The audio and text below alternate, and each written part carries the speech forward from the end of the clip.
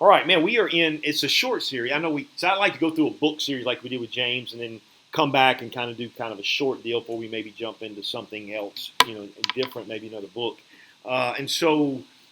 This verse it's a powerful verse. It's Proverbs 4:23, and it basically says this: above all else, guard your heart, for it's the wellspring of life. It is where life issues forth.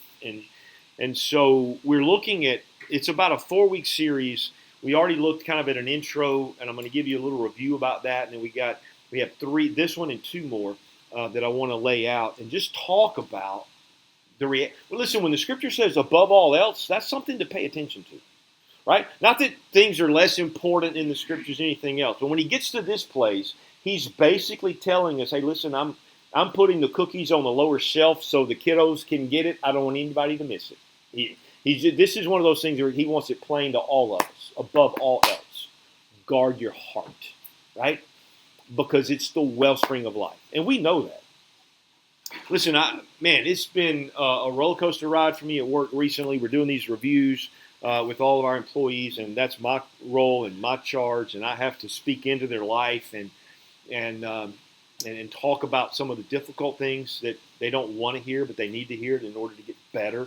And so we walk through those things. But man, what I have been learning is that how a man's and woman's heart has everything to do with how they live their life, from work to everything else. And so there's been an empathetic aspect that the Lord's been bringing into my life. And we're seeing, literally, I'm seeing guys sit in the area where I'm doing these and just begin to tear up. Grown men, strong guys. And you just realize there's some stuff going on in their heart that they just desperately want to figure out how to get it out of there. I don't want to talk too much because a lot of them listen to me, so I don't want them to think about anything like that. But I want you to understand something. This is true of all of us. If our heart, if it's not guarded and we let it there's several things that can happen to it. It can get poisoned, right? We know that.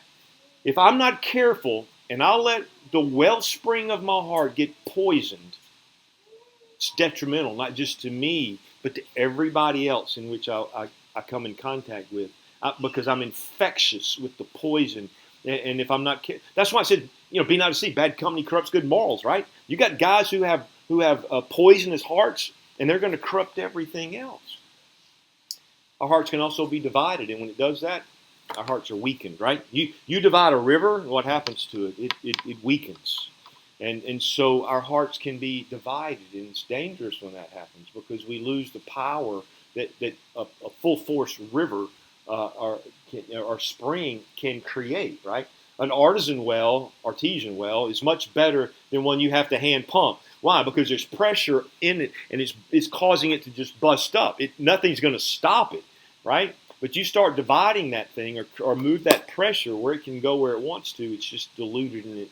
I mean, who wants to go see now Noccalula Falls today may look different than it did last week. But if you go see Noccalula Falls last week, you didn't see even a trickle coming across that thing, right? Because so there's no joy there. There's nothing there. The other thing it can do, and this is a good thing too, is it can overflow. You ever seen a river when it overflows its banks, right? And you see what's going on right now in the Czech Republic, man. They're drowning, literally drowning over there. I don't know if you keep up with world news, but there's a flood in that middle area of Europe there where the Czechs live, and their people are just dying. I mean, they just can't sustain what it means. So it can be a terrible torrent like Katrina was for us, but it's also good when those things get swollen in their banks and what happens to all the vegetation along that thing when it happens. And so we want to bring in that kind of a landscape thing the Lord's given to us and say, okay, well, how does that apply to our heart, right? Because the heart is the greatest commodity God's ever given to anybody. This is what he says, right? 1 Samuel chapter 16, they're looking for a king, and he says this, right? So he gets the dad to bring in all his sons because the Lord's led to go to that house, and he sees all of them, and there's one that's really tall, and he goes, that's got to be the one. Nope. He runs through them all, gets to the last one who's not even there. They come bring David in, and here's what he says. That's the one I chose. Well, why? Why him? He's like the runt of the litter. Why would you pick him? He says, I don't look at the appearance or the height or stature of a person. I don't see the heart. I don't see as man sees. The outward appearance I don't look at. But I, the Lord, look at the heart, right? His focus is on our heart. That's where it's focused on. And we know that it's susceptible to all sorts of things, right? We know it's the focus of God's attention. We know that. We know that God's aware of what goes on in our heart, right?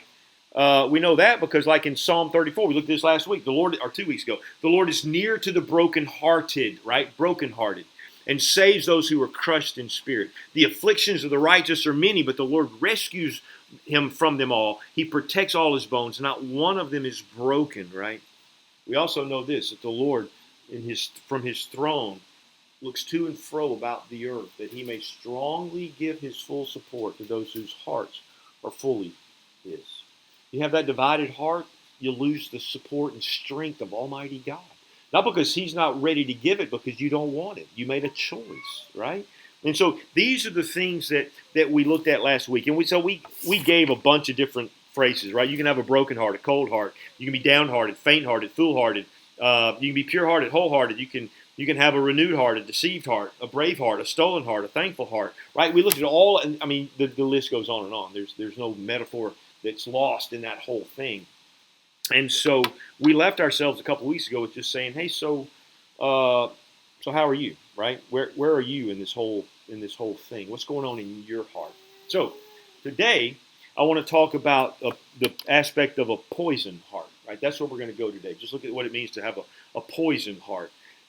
So listen, if you're poisoned, you don't necessarily see it. You just feel the effects, right?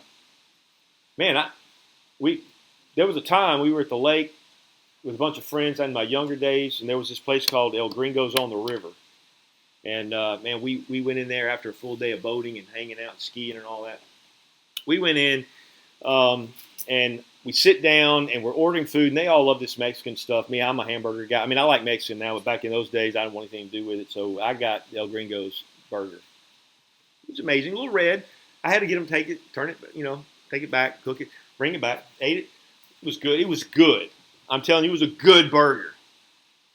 2 o'clock in the morning, Tammy looks down, and I'm in a fetal position, crying out to God to kill me now. Literally, I am asking that. I have never had a case of food poisoning that bad in all my... I had food poisoning. If you weren't crying out to die, you didn't have food poisoning. You just had some weak stomach, right? That food poisoning, so I would take a sip for 3 days. I'd take a sip of water, and there's nothing down there, but my stomach's going, that ain't happening, and all of a sudden you're dry heaving, right? Now, I didn't see the poison, but I experienced it. And here's what happens to you and me. Sometimes we can't see the poison, but we feel it. And if we don't, everybody else around us does. This is important. This is hugely important. So since we're talking about like rivers of life, let me just... the Coosa River starts in Rome, Georgia, and it goes all the way down till it floods into the Tallapoosa and it forms the Alabama River. That's where it all comes from. The Coosa River feeds 6 lakes and forms 2 rivers. In 2022, it was the 5th worst river in the United States of America. Some of you may be fishing in some of those, like Neely Henry or Logan Martin or some of those, and you've seen all those things that go on. In 2017, 1.5 million pounds of toxic chemicals were found within the flow of that Coosa River. 858 pounds of carcinogens. You can thank Alabama Power for that. Their coal ash pond that's supposed to collect that stuff was leaking, and so everything it was trying to collect that was not poisonous was poisoning the waters. You can also thank Gaston Steam Plant because it was unleashing mercury into the water. And then the Coosa Pines paper mill was creating carcinogens and reproductive toxins. It had flooded this place so that our little river that we all love to play on was the 5th worst in the nation. We were in Scotland last weekend, and man, the Napoleonic Wars and all those things going on. They were talking about the well that was in Edinburgh Castle. that it was poisoned, and then it was no use, and it literally destroyed their ability to fight a war or anything because of that. And down through the ages, you've seen that that's taken place, right? People poison the wells, and therefore you've ruined society. When 9/11 happened, you probably noticed, right? Our little water treatment plant in Trussville, there were police guarding that whole thing because they were afraid that maybe they were gonna poison our well and our waters. And so these things happen. I listened to Robert Kennedy Jr. the other day speaking about the Hudson River and how detrimental that thing was. I don't know if you know much about him. I was always a fan of his uncle, John Kennedy. I didn't know much about Robert. I was a kid when all that was happening, but I deeply appreciated their love for just. They felt very altruistic to me, like they really cared about things. They weren't like your normal politicians. They cared about actual things. And one of the things that drew me to RFK Jr. was his appreciation for our own health and the vaccinations. And I don't want to get into the political thing. I'm just telling you, I lean kind of heavily toward appreciating what he speaks. And he was telling the interviewer about the Hudson River, and he said, "Man, he said I want my grandkids to be able to fish there. I wanted all of this. 20 years he's been in environmental law, so he's not like a politician. He's just out there fighting for a good, healthy world." And he filed a lawsuit against all these giants. I think it was like 1 billion dollars they ended up paying. The Hudson River today is one of the cleanest rivers in our country because someone saw that it's poisoned.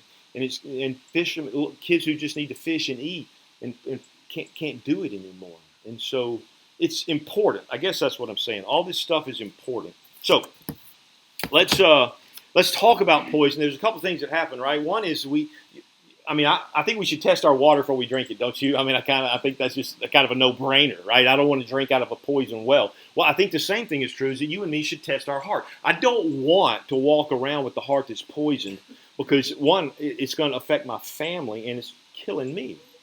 And so, but sometimes we're blind to that, right? We get used to stuff and we just don't know, right? And so, you and me have a responsibility to test our hearts. That's what it goes to. And so I've put some thought into this. I've got several little poisons that can fall into our heart, right? And so let's just kind of have a conversation about them, and then we'll get on down the road. But let's just talk about how do we test the water. If you're gonna test your pool, you're gonna do the little dip it in and see where the pH balance and all that is. So let's just kind of dip these things in and see what we've got. One of the poisons that can come at us is bitterness and unforgiveness, can it? Right? You have some bitterness in your heart. I think it was Shakespeare. So many people have grabbed credit for it, but literally Shakespeare, I think, wrote it. Bitterness is like drinking poison, expecting the other person to die, right? And so, but we do that to ourselves. We get bitter and we hold on to it because there's nothing like a good pity party at times, right? And so, but if it stays in us, there's a destructive nature to it, right? Unforgiveness is like, it's brutal. When you don't, and I'm talking about, listen, the scripture says this, forgive one another from the heart. If Jesus says, if you don't forgive your brother, then neither will I forgive you. This is crucial. You and me don't get the privilege of walking around holding unforgiveness in our heart, not toward one person, not toward God, not toward anyone. It is destructive. It's destroying your heart. And this is what he says here. So what are the symptoms of those things? Well, man, if you hold grudges, if somebody walks in the room and your blood pressure goes up, you probably got a bitterness or unforgiveness issue, right? You're at a party, I'm going to go talk to them. I don't know, and you hide and move around. There's something wrong. Man, there were times when we had like a little church war thing going on way back in the day. I would walk into a grocery store or something, and I would see somebody, and I'm going to speak to them because I don't know they're mad at me, and then they would just hide. I'm like, this is just crazy. And so this is what he speaks of. There are these grudges and there's hurts. Those are the symptoms of what's going on. So I just want us to have a real checkup today. I just want us to go, I want you, as well as me, because I've been working through this. Is there some bitterness or unforgiveness in your heart? It's killing you. Just know that. You may think it's hurting somebody else because you're not talking. Listen, here's what I realize. Those people that hurt you and you're mad at them and you're not going to forgive them, they're not thinking about you. You're not even on their mind. They've moved on. But you have made yourself a prisoner to their actions. It just has to stop. I'm just telling you, it's no good. You have to forgive. You have to get rid of that bitterness, whatever it is. In fact, Jesus says in Matthew, he says, listen, if you are at the altar to bring your gift to me, and you remember that your brother has something against you, which means that there's an issue. There's this unforgiveness. There's an unresolved issue going on. Here's what he says. Put that offering quietly down there. Back away. Because I'm not interested in that. You go fix your problem with your friend, and then you come back and give me that offering. That's powerful truth, right? We need to know that. So I don't know what's going on in your world, but if he says above all else, guard your heart, then that unforgiveness is a poison. That bitterness is a poison. Just get rid of it. It's not that hard. You don't even have to pick up the phone and call and tell them, you hurt my feelings and I'm going to forgive you. You don't even have to say a thing to them. You could just, on your own accord, go, I forgive. It's not that hard. And move on. I'm telling you, it'll save you a lot of grief. The second thing, I think, and these aren't in any particular order, these are just thoughts as I'm mulling through these texts, is that coveting and lust is another poison in our heart. It's brutal. It will destroy, right? And so kind of, I guess if you're saying what are the symptoms of that, there's addiction is a sign of that.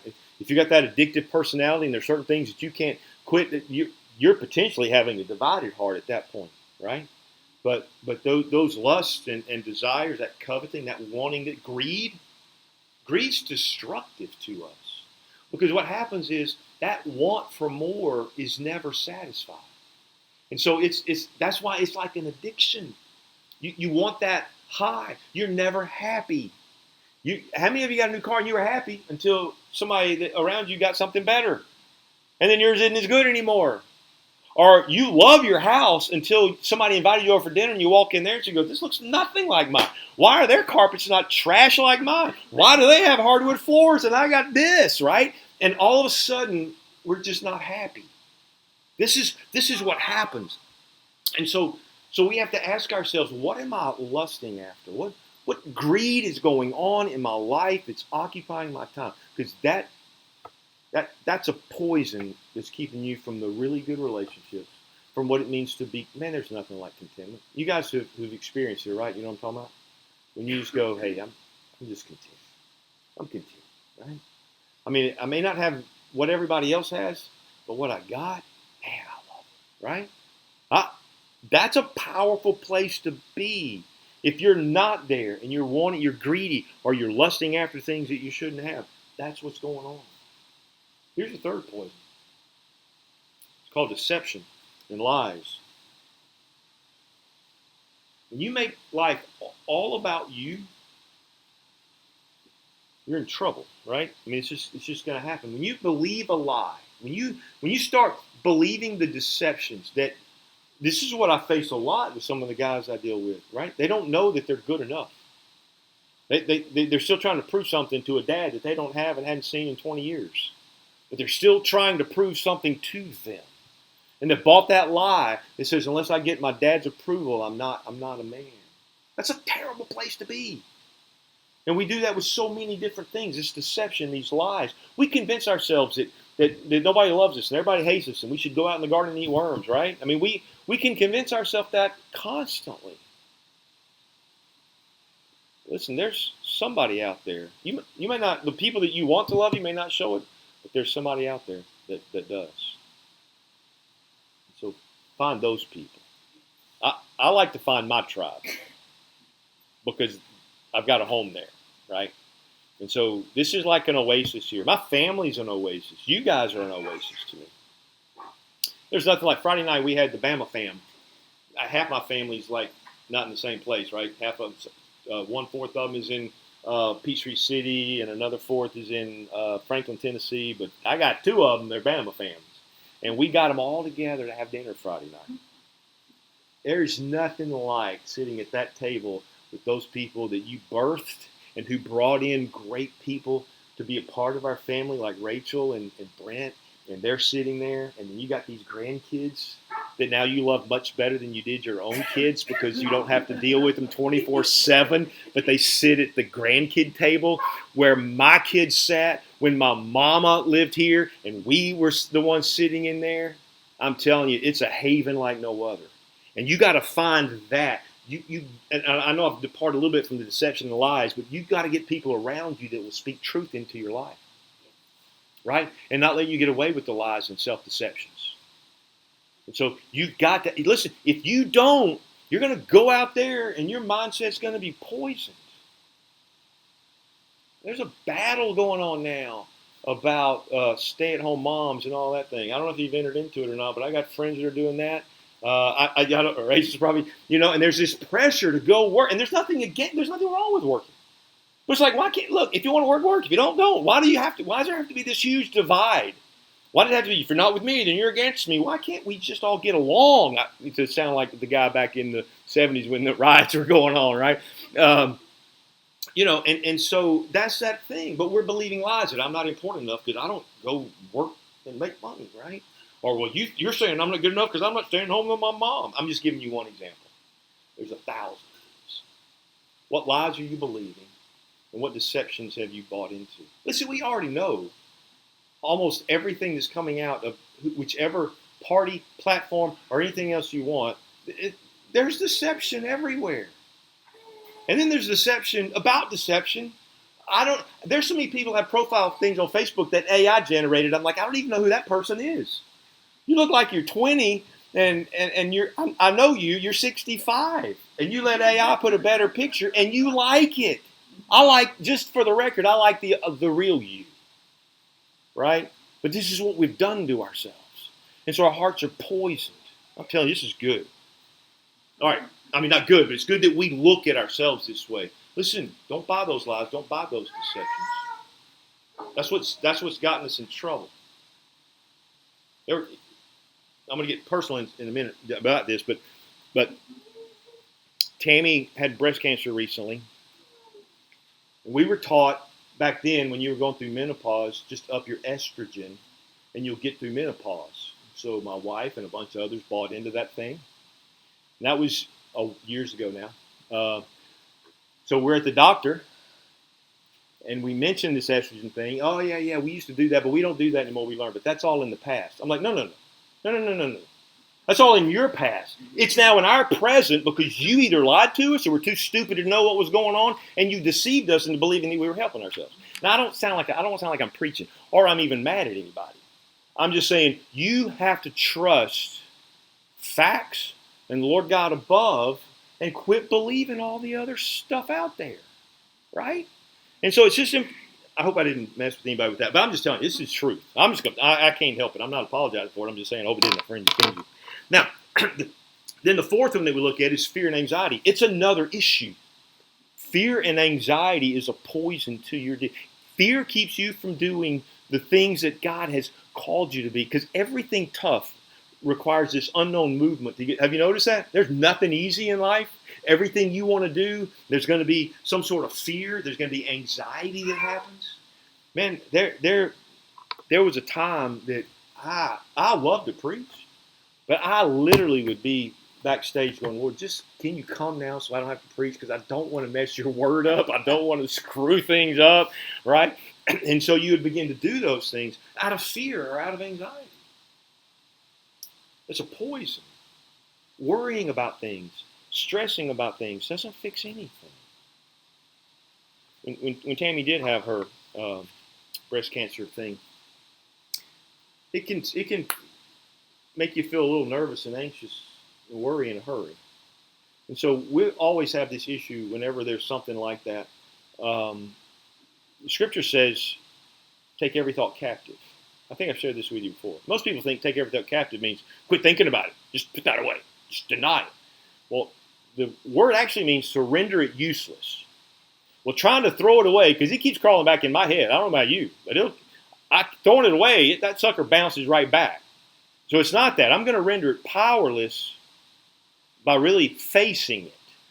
And so we literally had the conversation. What if this cancer is like the end game for you and life's over? How are we going to feel? She's like, well, I'm going to miss my grandkids. I'm like, I'm going to miss you, right? But we get to that place, we go, but you know what? It's still okay. Now that sucker's rendered powerless. Live or die, we ain't worrying about it. We're trusting the Lord, right? You see what I'm saying? But if you don't have those conversations in your life when things come in, and you don't tell somebody, I'm scared about these things, right?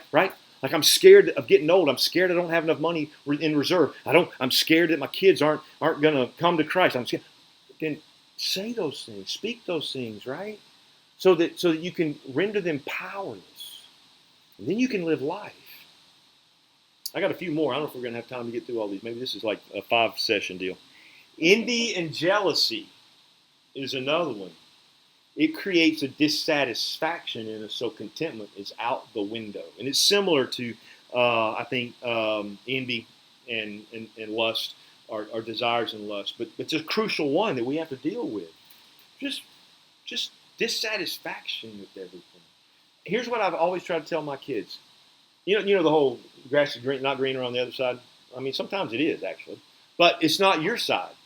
And so quit worrying about that side. You have a journey. Walk yours. What's got a story for you? Theirs may be more money. Yours may be a better marriage. Whatever. But just, hey, quit worrying about what God's doing in everybody else's life. You have yours to live, and He's walking you with it. And He promises that it's good and that it's rich, and you will see the goodness of the Lord in the land of the living. He promises those things to us. But He won't if I try to get into somebody else's lane. This is what poisons our heart. These are the things that kill us. Anger and hatred. It's another one, right? That's similar to unforgiveness. I'm just telling you. There's this negative lifestyle that happens. You're just angry. Have you ever met people just mad at everybody? This is it. This is what happens. Another one is pride and selfishness. Now that pride will get you. It'll poison your heart. You think you know and you're better than everybody else until you realize all of a sudden you don't, right? But that pride, that selfishness, that life's got to be about me. But the sad thing about a narcissistic individual is they don't know they're narcissistic, right? And everybody's miserable. They are, and you are, and everybody else. It's because their heart's poisoned and they don't even know it. And so this is one. I got two more. Bad company will poison your heart. My daddy used to preach that, right? But it will. We could tell when Abby would go spend the night with a little friend, she would come home with that little sassy attitude that her friend has, and I knew what happened. Her heart had been poisoned by her sassy little friend. And so these were the things that we had to watch out for, right? And you know yourself, you can get affected by somebody else. You start reading the newspaper. Who reads that anymore? The social media, and you start looking at whatever, and whatever you're reading, you're going to tend to start thinking that way. And if you're not careful what you're letting come in, it's going to destroy you, right? Be careful about that. And the last one, I think, is just, I think we can be poisoned by apathy and laziness. We just, like, I'm good. Indifference will kill you. Britt and Abby have a pond right now. It's got that green mold on it. You know what I'm talking about? It's so gross. And the reason it's gross like that is because there's no movement in that water, right? You get movement in water. You spring, you don't have those issues. You got a pump in there, something that's stirring the water. You don't have that. But you let a pond just sit there stagnant, it's going to grow green mold. And it's going to be gross. It looks like you could walk on it. It's so gross. That's what happens to your heart when you just sit back and do nothing, right? When you get that way and stagnant, gross is going to build in your life. And no one wants to have a gross life, so stop it. Now, that's how we test it, though. We look at these things and go, all right, so which one do I need to deal with? And I hope I don't know if you're taking notes or whatever, maybe you just listen to it again. But I hope you go through these things and go, yeah, I need to, this is my checklist. I'm going to look and see and ask myself, right? Let's don't do it publicly. That gets kind of weird, right? I start saying, okay, Roz, let's talk about yours. I don't want to do that. So we just get our own selves over here and have this little intimate conversation and talk about these things. Second thing is we can't filter our heart, right? We need to put filters. It's like you have filters in your pool, so all that stuff has a place to go and come out, and you can collect it all at one time. We do that. And I would tell you this, you ought to filter your heart through the Word of God, right? It's always true. If you don't, you're going to be in trouble, right? If you don't know the Word says, consider all joy, my brother, when you encounter various trials, you're going to hate everyone that comes down your road. If you don't know that God promises that He will make all things work together for good to those that love Him or are called according to His purpose, if you doubt that, you're going to start clawing and pitching a fit like a baby.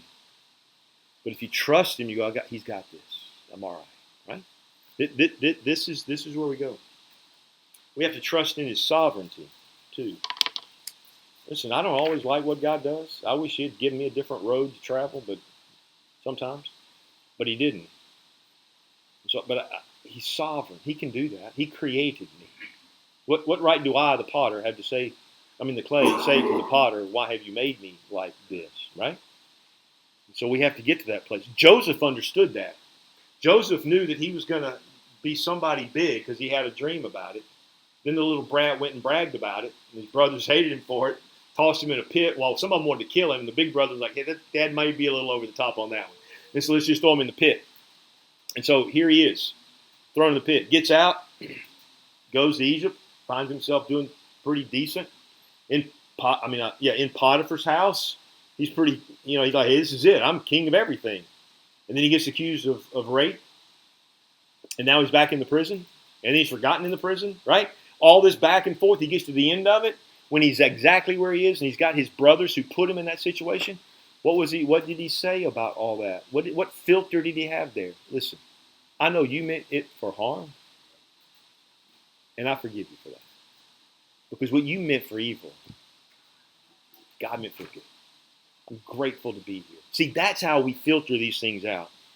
And the other thing is just the good attitudes, right? Philippians 4:8. Finally, brothers and sisters, whatever is true, whatever is honorable, whatever is right, whatever is pure, whatever is lovely, whatever is commendable, if there's any excellence, anything worthy of praise, think on those things. Listen, everything in your heart is determined by what you think in your head. If you don't believe truth in your head, it's going to filter itself to the heart. That's where your attitudes are. That's the windshield in which you see life. So if you've got thoughts that people are against you, you're going to have an angry, suspicious mindset. You're going to see life that way. So you're untrusting of everybody. That's how that works out. And so we have to just shift our attitude. That's why Paul says, hey, in light of this great calling, be completely humble, be completely gentle, be patient. That is unmoved by circumstances. Be forbearing. That is unmoved by people. Right? Because this is who He's made us. I got a ton of verses. We're not going to get to them about the antidotes to all these things. I'll leave it to you to try and look at some of that. But let's just decide, hey, here's your assignment. Where are you being poisoned? Just think about that all week. Where is poison finding its way into your heart in the river system that God has put there? Really, you realize God gave you a fresh spring, bubbles up from within. It's not man-made. It's the Spirit of Christ put in you. Rivers of living water is gushing forth from you. The reason why you're not seeing that happening, because it should be happening to every Christ follower on the planet, is because we've poisoned ourselves. And we've yet to do anything about it. Or we've divided ourselves, and that power's not there. It kept you too long, but man, that's good truth. I got a song I like. I hope you do.